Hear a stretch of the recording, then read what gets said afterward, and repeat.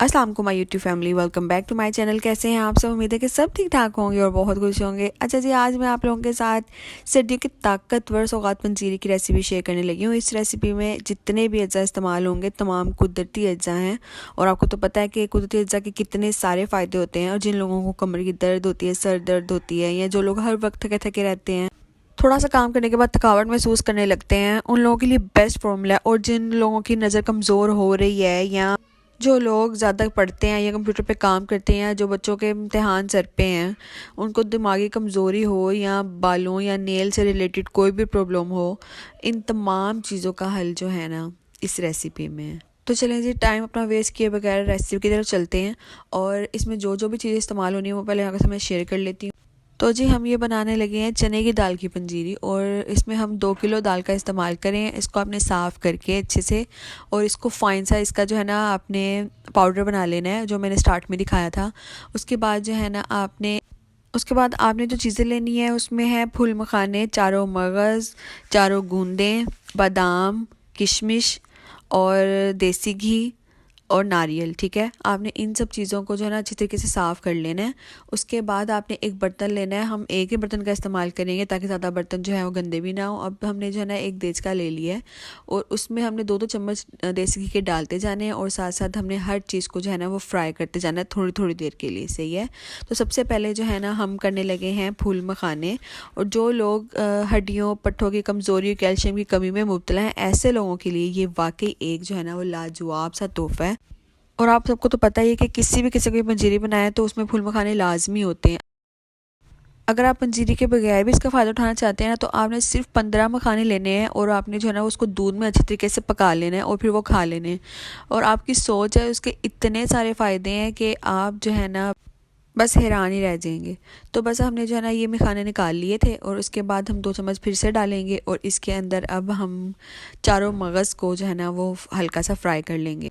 अब हम बात कर लेते हैं चारों मगज़ के फ़ायदे की। और ये चारों मगज़ के फ़ायदों में 4 मगज़ कौन कौन से होते हैं? एक तो होते हैं खरबूजे के बीज, तरबूज के, कद्दू के बीज, खीरे के बीज और सूरजमुखी के बीज। और इन सब के भी बहुत सारे फ़ायदे हैं। सबसे बढ़ के इसमें बहुत ज़्यादा प्रोटीन होता है, इम्यूनिटी सिस्टम बढ़ाने में मदद देते हैं, ब्लड प्रेशर को कंट्रोल करते हैं, आँखों की रोशनी में फ़ायदा देते हैं और कद बढ़ाने में भी मदद देते हैं। इसको फ्राई करके निकाल लेंगे अब और फिर से जो है ना 2 चम्मच डालेंगे और अब हम फ्राई करेंगे चारों गूंदों को। अच्छा, चारों गूंदों का ना हम जो है ना थोड़ा थोड़ा करके फ्राई करेंगे और जो बड़ी बड़ी है ना उनको थोड़ा सा तोड़ लेंगे और फिर हल्का हल्का करके फ्राई करेंगे। अब चारों गूंदों के फ़ायदे की बात कर लेते हैं। ये सेहत के लिए बहुत मुफीद है, कई बीमारियों का इलाज इससे किया जाता है। ये गूंद 4 मुख्तलिफ दरख्तों से हासिल की जाती है। ये एंटीसोजिश है, एंटी ऑक्सीडेंट है और एंटी बैक्टीरियल होती है। ये कोलेस्ट्रॉल लेवल और वज़न को कंट्रोल करती है। ये जिल्द के लिए बेहतरीन है। बुढ़ापा आने की निशानी ये है कि चेहरे पे झुर्रियाँ स्टार्ट हो जाती हैं। इन झुर्रियों से निजात हासिल करने के लिए भी इन गूंदों का इस्तेमाल किया जाता है। बस इनको निकाल लेंगे और साथ साथ जो है ना इसको हल्का हल्का कूट भी लेंगे। और अब बादाम डालेंगे 2 चम्मच डाल के और बादाम को फ्राई कर लेंगे। और आपको तो पता है कि बादाम के फ़ायदे कितने सारे हैं और हम लोग बचपन से खाते आ रहे हैं। हमेशा से ये सुना है अपने बड़ों से कि ये जो है ना दिमाग तेज़ करने में सबसे ज़्यादा फ़ायदा देते हैं। और अगर इनको भिगो के खाया जाए, मतलब कि रात को अगर हम इसको भिगो दें और सुबह खाएं तो इसके तो फ़ायदे बेशुमार हैं।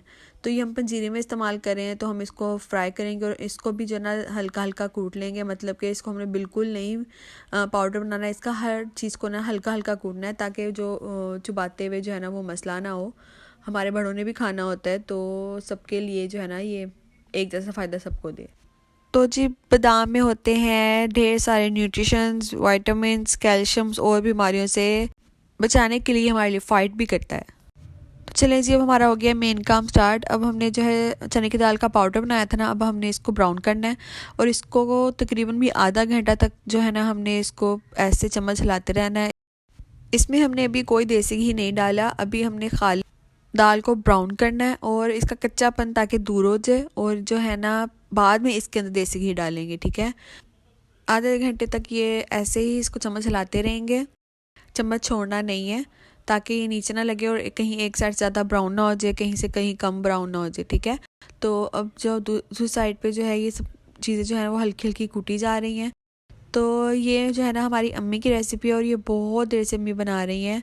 इस बार जो है वो बाजी आई हुई थी, अब वो बना रही हैं।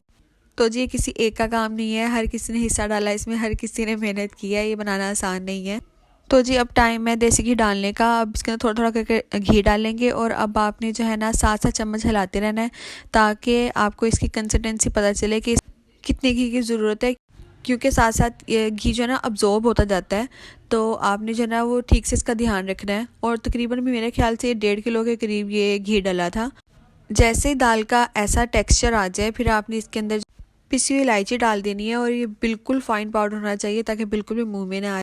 इस स्टेप के बाद आपका काम चूल्हे वाला ख़त्म हो जाता है। आपने फ्लेम ऑफ कर देना है और अब आपने इसको नीचे उतार देना है देस के को। अब आपने इसके अंदर पिसा हुआ नारियल डालना है। हम नारियल थोड़ा ज़्यादा डालते हैं, तो आपकी मर्ज़ी है, क्वांटिटी आपने अपने हिसाब से रखनी है। और बाकी जितने भी मिक्सचर हमने कूटा है उस सबको हमने ऐसा कैसा करके डालते जाना है और हिलाते जाना है।